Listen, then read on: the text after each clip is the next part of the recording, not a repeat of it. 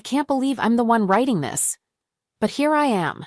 To keep things confidential, I'll speak in general terms and use fake names. Let's call my husband Deegan and me Jenny. We're both in our 20s and have been married for over 2 years. We crossed paths unexpectedly in public, started chatting, exchanged contact info, and the rest, as they say, is history. It felt like love at first sight, at least for me. We dated for 6 months and then lived together for a year before tying the knot. Due to my parents' insistence, we had a large wedding. They covered all the expenses except for the bar tab and our honeymoon, which Deegan's parents paid for. My parents adore Deegan, and his parents have a deep affection for me. Our marriage has been fantastic, and I wouldn't change a thing. Deegan treats me exceptionally well, and I do the same for him. It's just our natural way of expressing love. Now, you might wonder, what's the issue here? Well, the problem is that I cheated on Deegan with a colleague from work 2 months ago, and now I'm burdened with guilt. Whenever Deegan does something kind for me, I feel terrible inside. I'm overwhelmed with guilt and a sense of not deserving his kindness. In an attempt to make amends for my betrayal, I've been exceptionally attentive to him since we returned from our trip. While we've always been naturally affectionate with each other, I'm taking it to another level. My dad even playfully teases us, suggesting we get a room because we're constantly engaged in some form of public display of affection. Like I mentioned earlier, I won't delve into details, but I want to clarify how things unfolded with my coworker. I was chosen to join a special work team at my company. This project was a significant venture for the company and held great importance for our shareholders. Working on this assignment was satisfying but incredibly demanding and stressful, to the extent that one of our team members, a woman, experienced a nervous breakdown.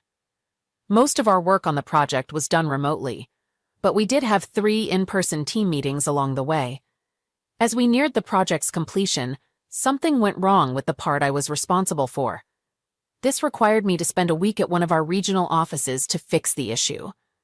Initially, 3 of us were scheduled to go, but at the last minute, the woman I mentioned, who had the nervous breakdown, had to cancel for obvious reasons.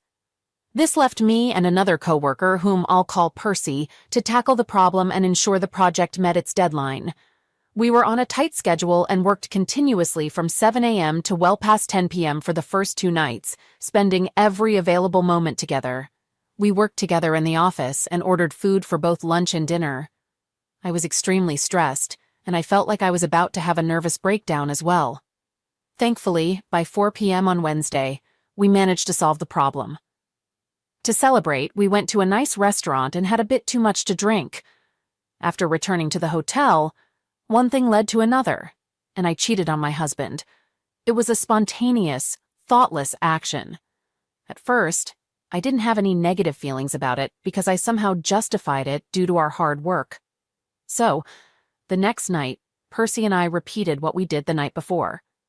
However, after being together on Thursday, the harsh reality of our actions hit me, and then Percy. We quickly regretted what we had done. Percy knew I was happily married, and I knew he was engaged to be married. We decided right then and there to forget about it as if it never happened. We were also worried that if news of this affair ever got out within our company, it could damage our reputations and potentially jeopardize our jobs, since it occurred during a company-paid business trip. We went our separate ways that night and agreed not to speak or communicate unless absolutely necessary. It wouldn't be too difficult since the project we worked on was a unique situation, and we lived on opposite sides of the country, making it unlikely for us to cross paths again. We ended things that night, or so I thought. On the flight back home, I felt fine at first, but then I started feeling anxious when I thought about meeting Deegan at the airport.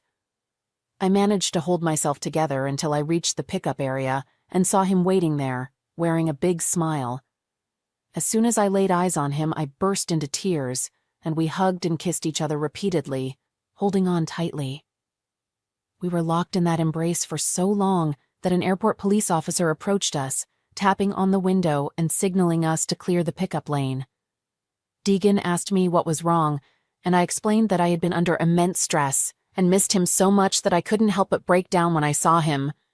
He understood, and that night we shared a beautiful and passionate night together. Since I returned from the trip, I've been taking extra care of him.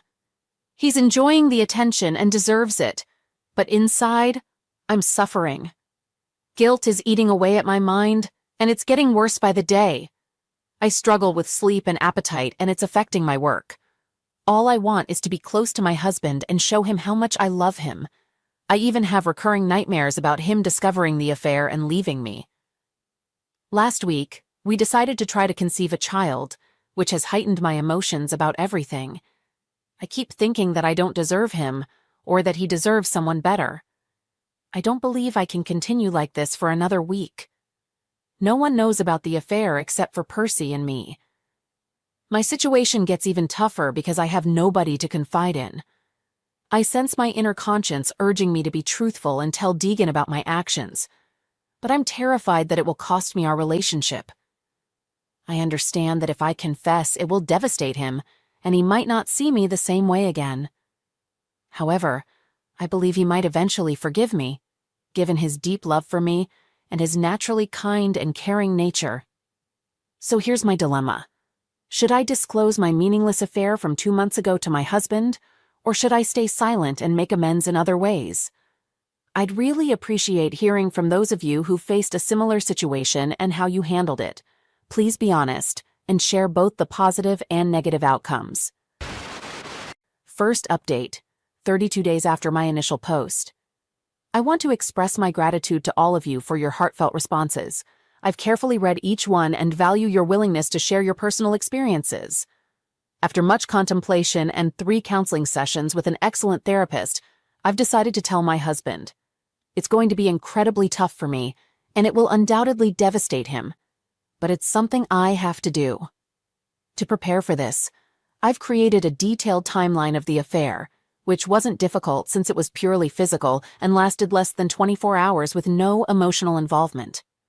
My therapist has also provided me with some helpful articles on how to support a spouse dealing with infidelity, specifically what actions to avoid.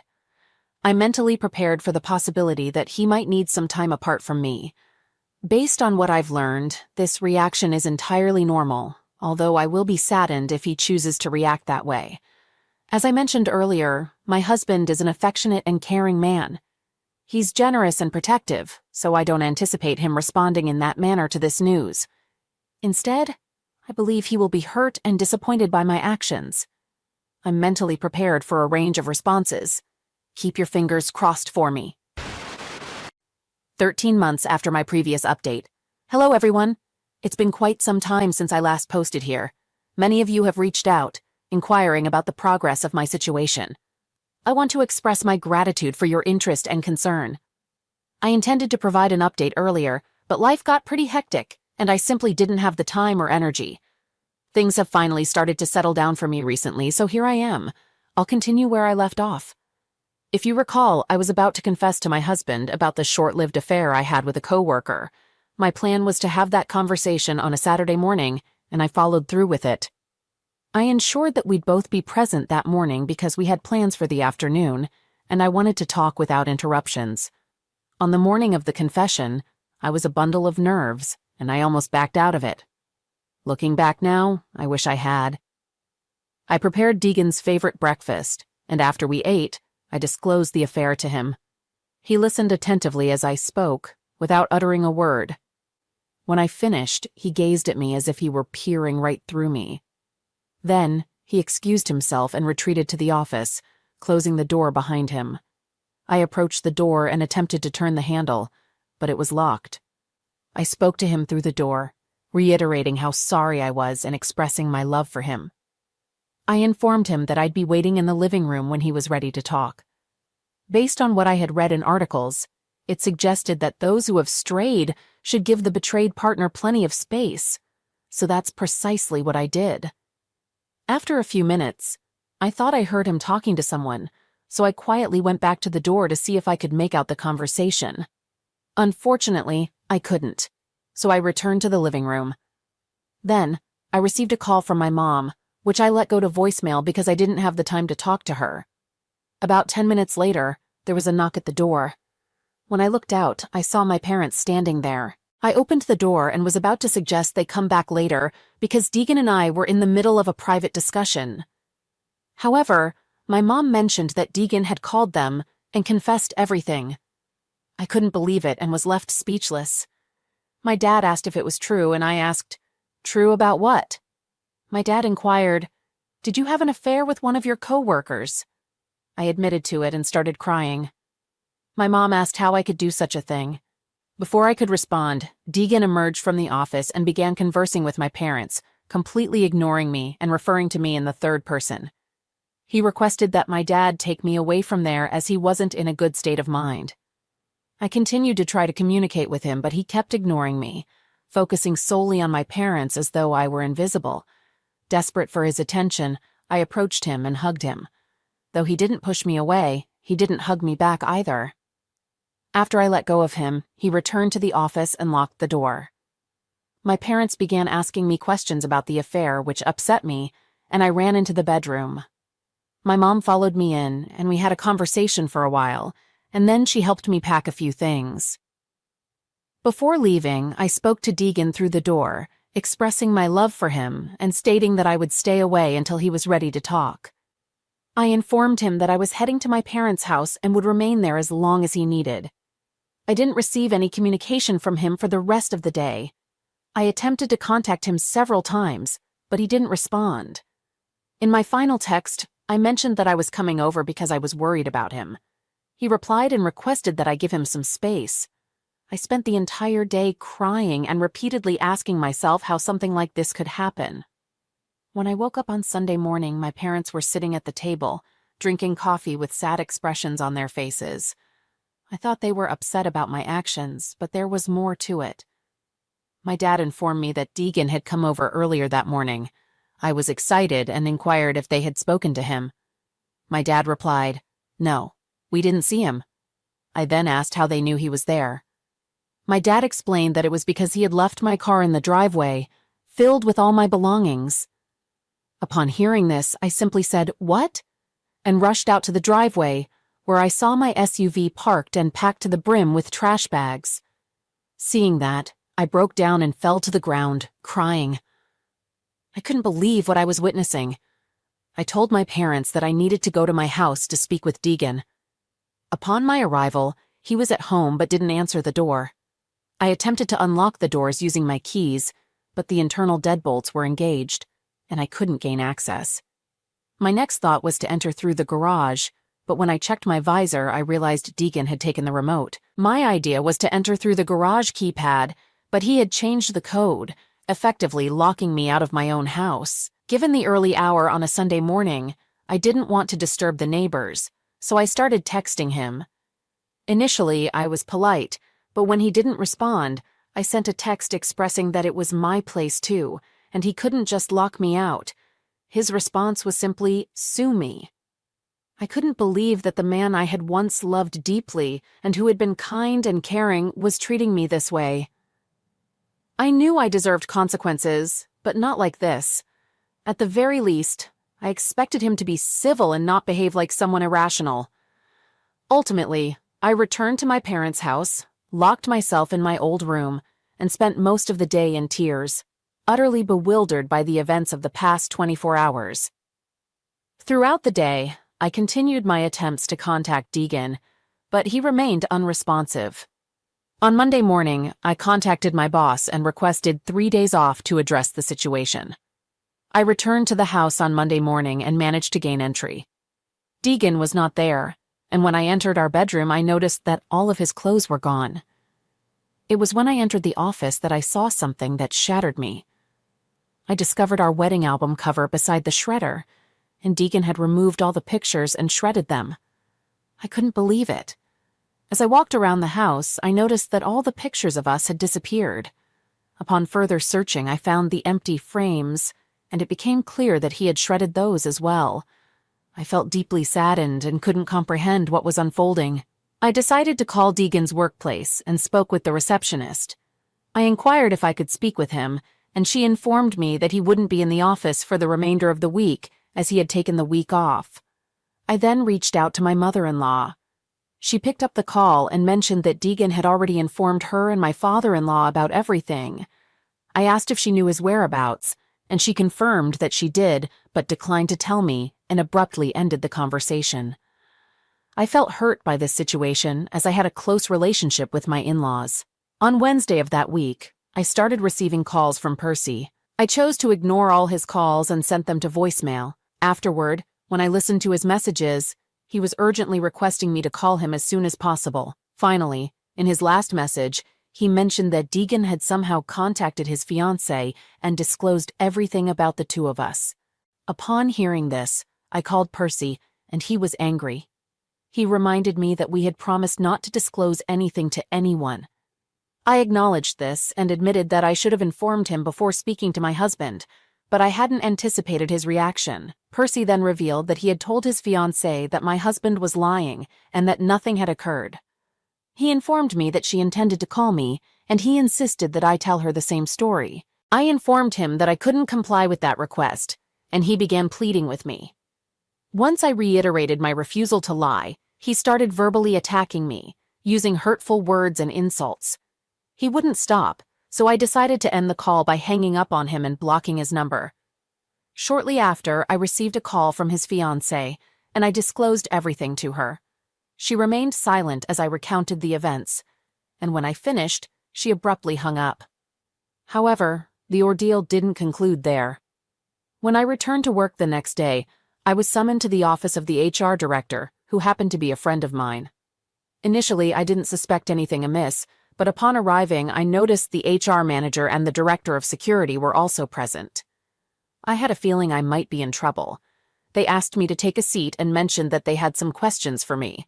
They informed me that they had been contacted by someone alleging that Percy and I had engaged in an affair during company time and had utilized company resources. My heart sank, and I started to cry. I then proceeded to confess what had occurred, but clarified that nothing had happened during official work hours. The HR director explained that when salaried employees travel for business, the entire trip is considered work time. She went on to clarify that the hotel room is regarded as a company resource since it was paid for by the company. They proceeded to inquire about the second night when Percy and I were together. They asked if I had dinner with Percy that evening, and I reluctantly admitted that I had. They followed up by asking if I had consumed wine, to which I replied affirmatively, disclosing that I had 2 glasses. Next, they inquired if I had bought the wine, and I responded that I hadn't. Percy had made the purchase. The HR director pointed out that this violated company policy because employees are not allowed to use another employee's card for food or drinks. As a result, I received a final written warning for these infractions, while Percy faced termination. To clarify, there was no preferential treatment due to my gender. Percy would have faced the same consequences if those were the only issues, but unfortunately for him, there was more to his situation. Percy got terminated because he extended his stay by an extra day without a legitimate business reason and charged the entire expense, including the flight change fee, hotel stay, and all his meals, which included the 2 bottles of wine. He extended his stay solely to be with me the following evening. I feel deeply remorseful about what happened to Percy. He was an outstanding employee with a promising future, but now he's unemployed, and his fiancée left him, all because of my actions. As for me, any aspirations of getting a promotion in the aftermath of this incident seem unlikely. To add to the turmoil, the following Monday at work, Deegan had divorce papers served to me at the reception desk. The receptionist called to inform me that there was a delivery up front. As I arrived there, a man was waiting with a box of flowers. I hoped they were a gift from Deegan, and indeed they were. However, after I signed for the package, the man handed me the flowers and then delivered the divorce papers, stating, "Mrs. Jenny, you have officially been served with divorce papers." My world fell apart at that moment, and I couldn't hold back my tears. I had to leave the office and decided to take the rest of the week off. Over the next 7 months, I made every effort to salvage my marriage, but Deegan refused to engage with me at all. In fact, he hasn't uttered a single word to me since I confessed. Our divorce has now been finalized, but I'm still struggling emotionally. I cherish and miss the kind man he used to be before my affair, but I understand that person no longer exists. I acknowledge that I deserve to face consequences for my actions, but I never anticipated Deegan's reaction. I knew there was a slim chance that my confession could end our relationship, but I believed that likelihood was exceedingly rare. I want to conclude with a message for my husband. Babe, if you ever come across this, I want you to know that I am genuinely sorry and will love you eternally. All right, that was a fun story. Now let's move on to another exciting one. Stay tuned and let's dive in. I'm 36 years old, and my wife is 38. We first crossed paths when I was in my 3rd year of college, and she was in her 4th. Since that day, we've been together. After dating for 3 years, we made the decision to move in together. Then, after 3 more years, we tied the knot. 2 years after that, our happiness grew when my wife became pregnant, and we welcomed our daughter into the world. Like any typical family, we had our fair share of domestic disagreements, but we always managed to reconcile swiftly, sometimes even in the middle of an argument. In general, we were a traditional family. Once I completed my education, I embarked on my career journey, working hard to climb the corporate ladder. Eventually, I earned enough to afford a spacious 4-room apartment. We invested significantly in renovating it and happily settled into our new home. My wife, after her maternity leave, resumed her career, which went quite smoothly. She secured a good position and started earning a decent income. With our combined earnings, we achieved financial prosperity. Over time, we acquired everything we needed, including a new apartment for our growing daughter, luxurious cars, and all the comforts one could desire. Life felt abundant. I held deep love for my wife and remained faithful to her throughout our marriage. I wasn't a heavy drinker, but occasionally I'd enjoy a glass of wine with dinner. I recently gave up smoking. We always planned our vacations together, and I developed a passion for diving and skiing. While my wife chose not to dive due to fear, she took up skiing. Our lives revolved around working, earning money, and savoring the rewards of our hard work. My wife's job was related to international business, often involving meetings with colleagues from abroad for negotiations. Gradually, I began to notice that her interactions with these colleagues appeared to be longer than before. While it initially piqued my curiosity, I didn't pay much attention to it at first. Another notable change was her receiving Snapchat messages in the evenings. Oddly, when her foreign colleagues were around, these messages stopped coming. A couple of times I checked her phone after she had fallen asleep, but all the messages had been deleted. I observed that the last message consistently arrived around 7 p.m., even though her phone received notifications after she had already gone to bed. In the end, suspicion completely consumed me. One evening she arrived home late, around 10 p.m., and I, perhaps foolishly, jokingly inquired if she had bid farewell to her secret admirer. I witnessed a fear in her eyes like never before. However, once she realized I was teasing, she smiled and dismissed it, calling me a fool. Furthermore, she occasionally traveled abroad to visit her colleagues in return. When my suspicions peaked, I reached a breaking point. I resorted to installing spyware on her phone, enabling remote control through SMS or my personal account. This software could capture audio from her surroundings, take pictures with the camera, and send all the data to my personal account.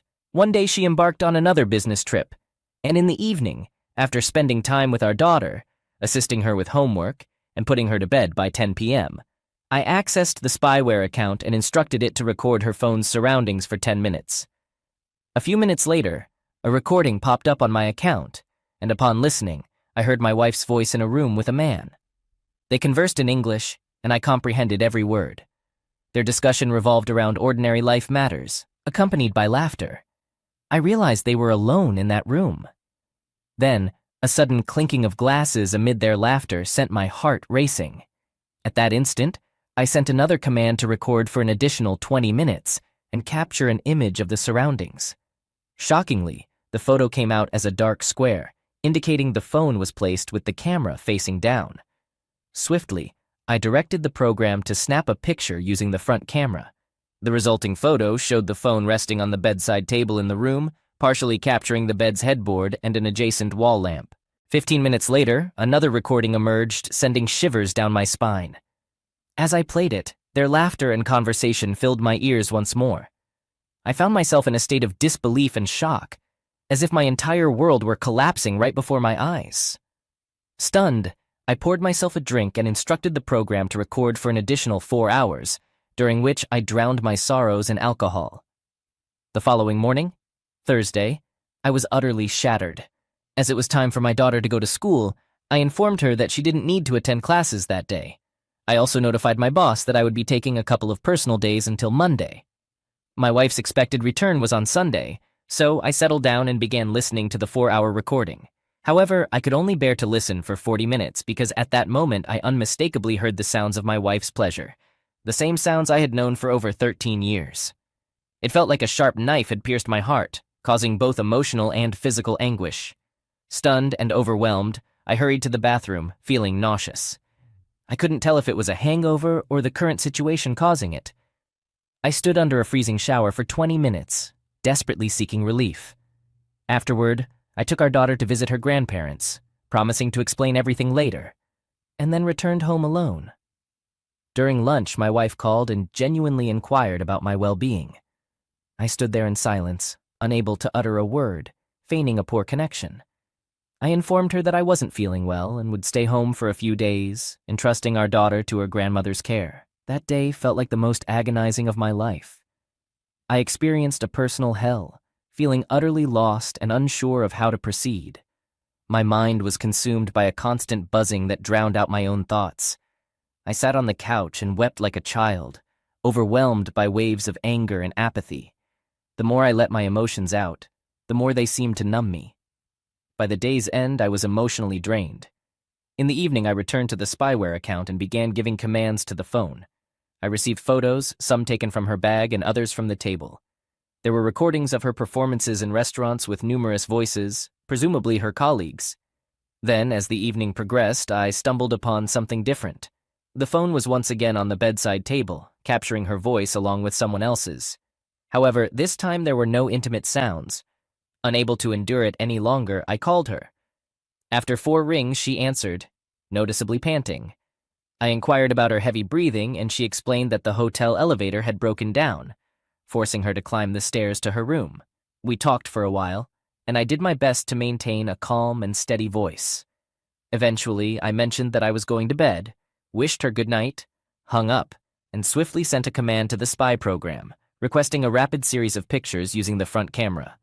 Her mistake occurred right then. After our call, she placed the phone not on the bedside table but on the bed beside her. As a result, the front-facing camera started capturing slightly tilted but candid photos. These images revealed her sitting astride someone else with her head thrown back. Following that, there was a recording that captured unmistakable sounds, instantly exposing her actions. That was the final straw for me, and I documented these notes and materials. At that point, she had become a complete stranger to me. From that moment on, I refrained from further investigation until Sunday, because everything had become painfully clear. I was pondering my next steps. Should I pursue a divorce? What about our 6-year-old daughter? On Sunday, late at night, she returned home, eager to kiss me. I pulled away, telling her I was still unwell. I had an urge to confront her and let my anger out. Instead, I retreated to the office and slept on the sofa. The following morning, I woke up before her, couldn't bear to be around her any longer, and headed to work. I endured the day mechanically, then approached my boss and urgently requested a week's vacation. I saved all the proof on a flash drive and then phoned my wife. I told her I had to go on a 1-day business trip, but asked her not to take our daughter away from her grandmother because I had a surprise planned. That night, when I returned home, I packed my bag quickly.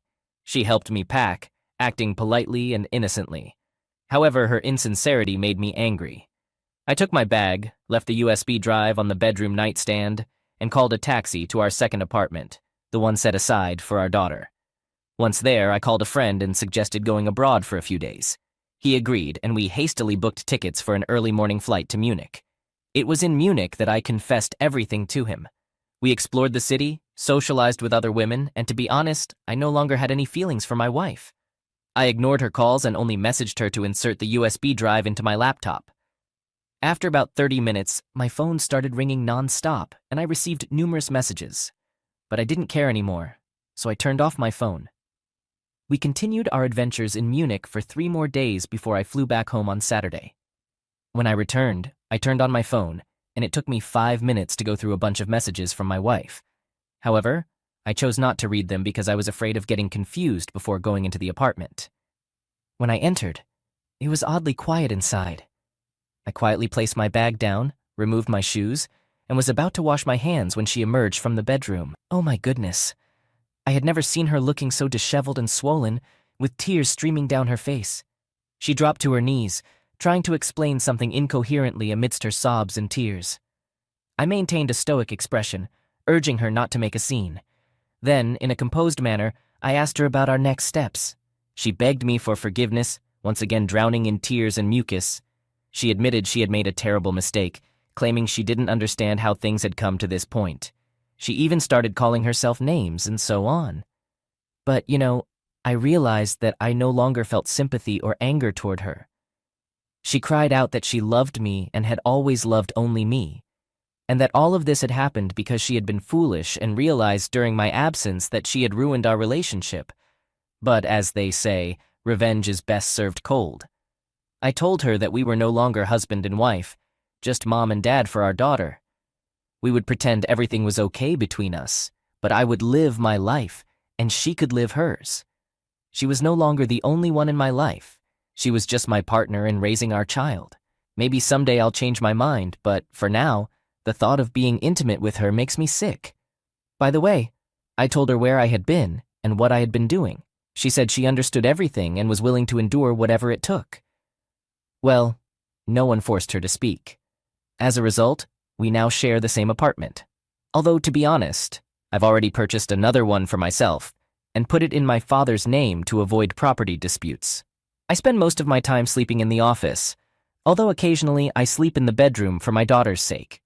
There have been a few times when my wife tried to hug me when we shared a bed, but I rejected her firmly. It's been 3 months since we were intimate. She hasn't confided in her parents. Only her father knows about my situation. We agreed to take a family vacation once a year for a week, but now we'd have separate beds. I often hang out with friends and have made new acquaintances, including some attractive women. Sometimes I wonder when she'll reach a breaking point and leave or file for divorce, but she hasn't yet. I frequently catch her staring at me like a scared cat. But honestly, I don't care. Even though I see her making efforts, I find satisfaction in her pain. Recently, I provocatively placed a pack of rubbers on my office desk to taunt her. Despite her reaction, she entered the office to say something, noticed the rubbers on the table, and hurried out, probably in tears. She still goes to work, but she doesn't stay late anymore. Although I don't really keep tabs on her. At some point, she tried to explain to me that she had severed all non-business ties with another man. It seems she'll still need to communicate with him for work-related matters, but she swears she doesn't approach him now. By the way, that guy also has a family. I told her that her relationships with sexual partners are none of my concern, and she's free to do as she pleases. She doesn't need to inform me about her intimate encounters. I also stay out late sometimes now, leaving when my daughter goes to bed on Friday nights, for example. Naturally, I don't hold back when it comes to my desires. If I want sex, it happens. In the morning, I go to the office to sleep, or to the bedroom if she's not there anymore. There haven't been any changes in our daily routine at home. I continue to do the grocery shopping, and I enjoy cooking. We still have a housekeeper for cleaning, so that aspect remains the same. I've been covering the rent for the apartment, and I still am. I'm not concerned about how or if she's spending her money. Our communication is limited to our daughter or her parents when they visit, although I have a feeling that if I were to tell my mother-in-law, she might confront her right in front of me. I have a good relationship with my mother-in-law. She's a smart woman who values family strongly. This is probably one reason why my wife doesn't want to leave. It seems like she's afraid of her mom because she knows her mother would ask, "What's going on?" And I won't lie. In general, I tease my wife as much as I can, and I find enjoyment in it. Yes, maybe I've become somewhat of a monster now, but she's the one who brought this out in me. And you know what surprises me? Her persistence and patience. It's like a challenge to me. I wonder how much more she can endure. And please don't start with the whole, "She's the mother of your child, blah, blah, blah." She didn't care much about that when she was involved with that guy. For half a year, she was going on business trips or having affairs in this city without thinking about our daughter or her husband. No comment. Whenever I feel like I might soften, I remember that day and what I felt, and it strengthens my resolve. I become unyielding again. So this is how I'm living now. Our daughter is doing well. We're good parents, and I still help her with her schoolwork in the evenings. Our mutual friends are unaware of our situation. Maybe when I get tired of tormenting her or decide enough is enough, I'll switch off my hostile mode and have a conversation with her. But not right now. Not now.